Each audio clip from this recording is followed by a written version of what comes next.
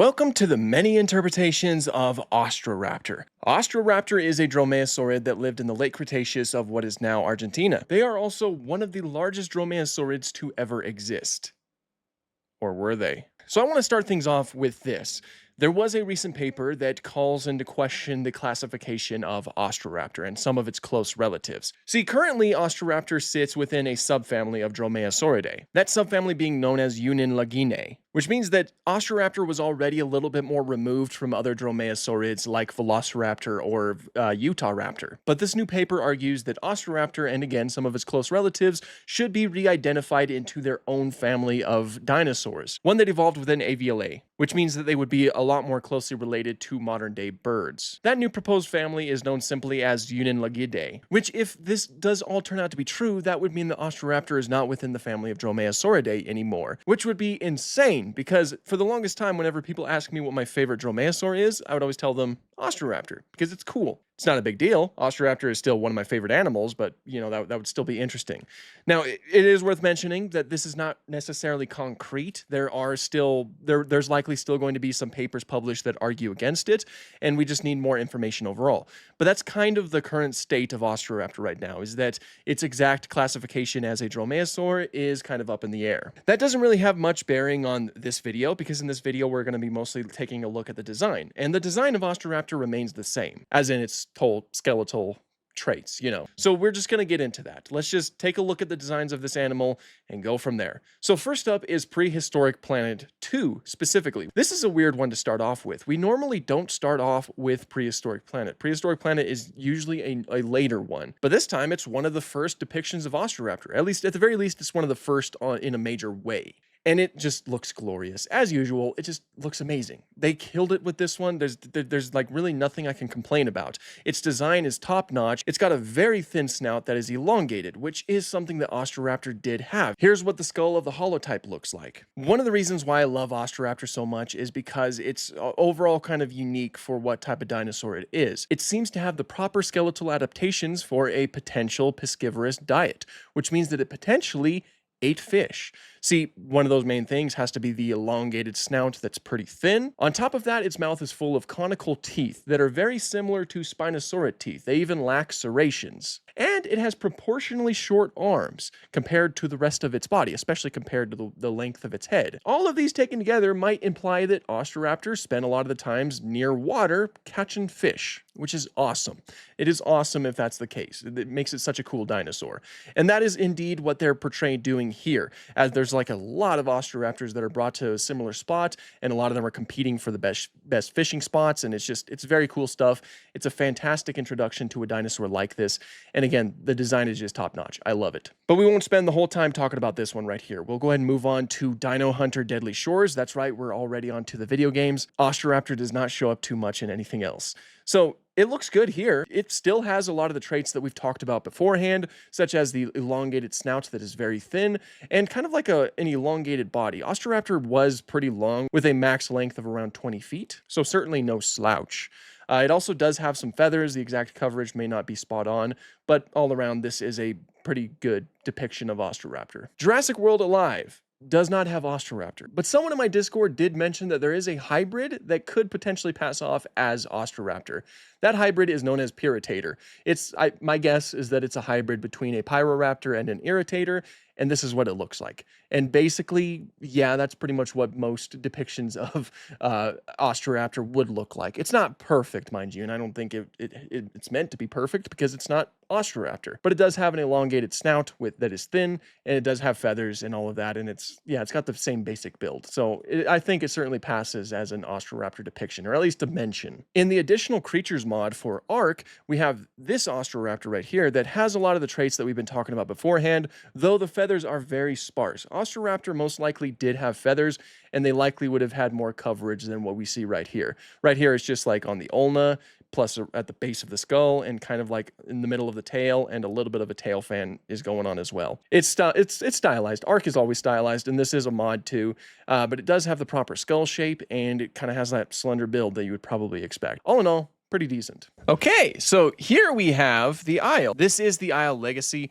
I believe the scratching animations. That's so fun. I believe it will be making its way over to the Isle of Rima sometime in the near future with a decently similar design, although it does seem thinner, I believe. This fella looks, I like it. I like the way that it looks. It seems like the feather coverage it only covers its back, leaving the bottom exposed. That goes for like the whole body, and the hands, they do have the feathers on them, and overall the hands are portrayed as being pretty small too, which is true again, true for Austroraptor. I like it though. It's so cool. It's what's interesting about it is that it still kind of does have like some elements of, I guess, Jurassic Park inspired dromaeosaur, much like the Utah Raptor does in Legacy and in Evrima. But it does have some elements of accuracy to it, like the feathers and whatnot. Oh, and the snout looks good. Oh, it does have teeth exposed, which is different from most of the Austroraptor depictions that we have. But this shape is pretty correct. Like, the shape looks good. And I like the colors on this one. I didn't choose the colors. I just kind of like left it, I guess, at the base. And I quite like the colors. I like the blue and the yellow up there. Kind of reminds me a little bit of a kingfisher. Although kingfishers have more of an orange coloration, but still. But no, I like this. I like this. And I need this to be like a mainstay. We need to see this in Evrima. I think that would be really cool overall. Wow. But no, I like it. I think this is good. Now, we have Prior Extinction, and it's right here. This is it. This is it right here. I'm selecting it right now. Look, it's a little baby down there. That's what the juvenile looks like. Here's what the adult looks like. Oh, that's so cool. The subadult right here, which of course is just overall smaller, and the teen, and the juvenile, and the adult. So let's go ahead and check it out. Look how cool this looks. Like, look at that. This is a really, in terms of the dinosaur models, this game just looks so good. This looks great. I love the coverage of the feathers. I love the way that the feathers like go up onto, basically onto its snout, mostly like the lower jaw. I love that sort of crown it has. That looks really nice, and it has like a tail fan at the end of its tail. Go figure. And those wings covering the hands, those look phenomenal. Colors look great too on this main model. Very nice animations as well. Yeah, it has like a lot of the size. It has a lot of the length too. Austroraptor was long. It was a long animal. Ooh. And yeah, again, it has the thin snout. The thin snout that is pretty elongated. You know, the proper adaptations for possibly hunting fish. It's so nice though. Prior Extinction seriously does have very nice models. Ooh, very good animation there. Nice. I love it. I love it. I think it's very good. Very good indeed. I'll probably be making more Prior Extinction videos. I'll probably... What just fell behind me? Oh, Ichthyovenator. Hello. You and I possibly occupy a similar niche. Isn't that fun? But yeah, we'll probably be playing a little bit more of this in the future. It is a game that is requested, so possibly keep an eye out for that. Hope to see you in the future on this game. Whoop. Hey, boop.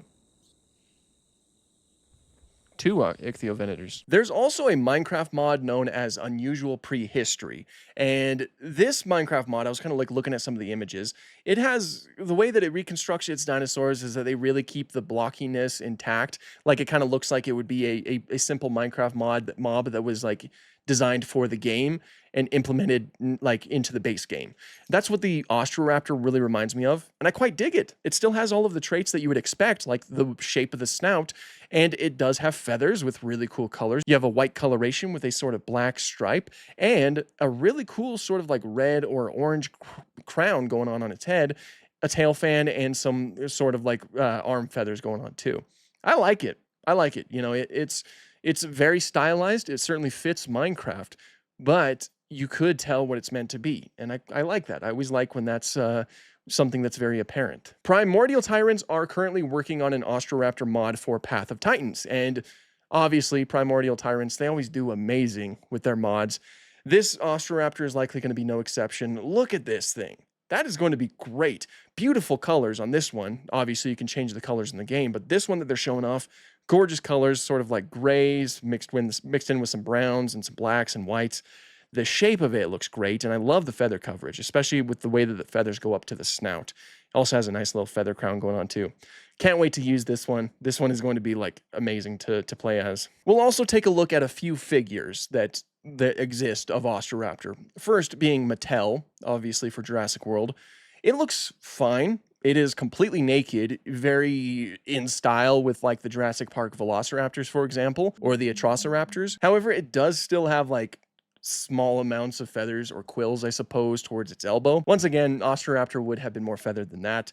The skull shape is present, like it's a good skull shape. Like the whole shape of it doesn't look bad. At the very least, I could tell it's meant to be Austroraptor. I just think that it would look better if it had feathers, because that's something that I'm pretty used to Austroraptor having by this point. Again, the shape of it's there. The colors are pretty cool. I just think that feathers would certainly bring it up a few more places. There's also the Safari LTD figure. I almost bought this the other day. I was volunteering at the museum, and the museum that I volunteer at has a lot of Safari LTD figures. One of them was the Austroraptor, and I almost bought it.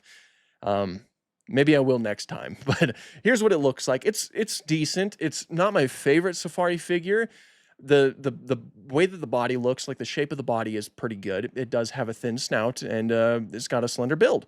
And it does have the proper feathers. It's just the colors that I don't know if I'm a big fan of. Personally, I think that like brownish coloration with some browns and whatnot, that's a good choice of colors for Austroraptor. And that is mostly kind of like going off of like, you know, primordial tyrant as well as prehistoric planets.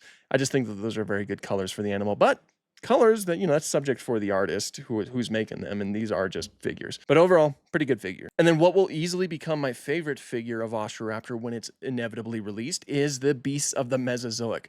Look how gorgeous this is looking already. The model is fantastic. The feather coverage, the shape of the skull, the whole body, just beautiful. Here's what the colors will look like, and you know, it's very similar to the coloration I just listed off beforehand.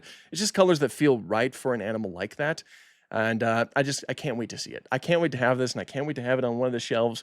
It'll be beautiful. So yeah, those are some of the depictions of Austroraptor. There is a chance that there are some that I don't know about or that are a little bit more obscure that exist out there. And if there are, be sure to include them in the comments down below and discuss it with other folks. But these ones, they're pretty good. Most of them capture the main traits that I think should be captured for dinosaurs like Austroraptor. Austroraptor is overall decently unique, especially when you look at its skull shape and the size of its arms and everything. It's a very unique animal. And it is one that I think should show up in a little bit more paleo media, if you ask me. But we'll go ahead and call it good with that. Again, this was a fun one to look at, and I'm really curious to see how Austroraptor will be classified in the future. You know, it'll be interesting to kind of like rewire my brain and make it so that Austroraptor is completely different, like belongs to a completely different family of dinosaurs that's completely separate from Dromaeosauridae. But we'll see what happens with that. Anyway, I do hope that you guys enjoyed this video. If you did, please consider subscribing. I would love to have you on board. And if you want to help support the channel, I do have links to my Patreon and my channel membership. Those are down below. Thank you so much to everybody who is currently supporting me on there. You guys are really helping out tremendously. You're helping pay the bills and making videos like this, you know, more possible. So thank you so much for all of you. But that's pretty much all I have for this one. Thank you guys so much for watching. Have an awesome day.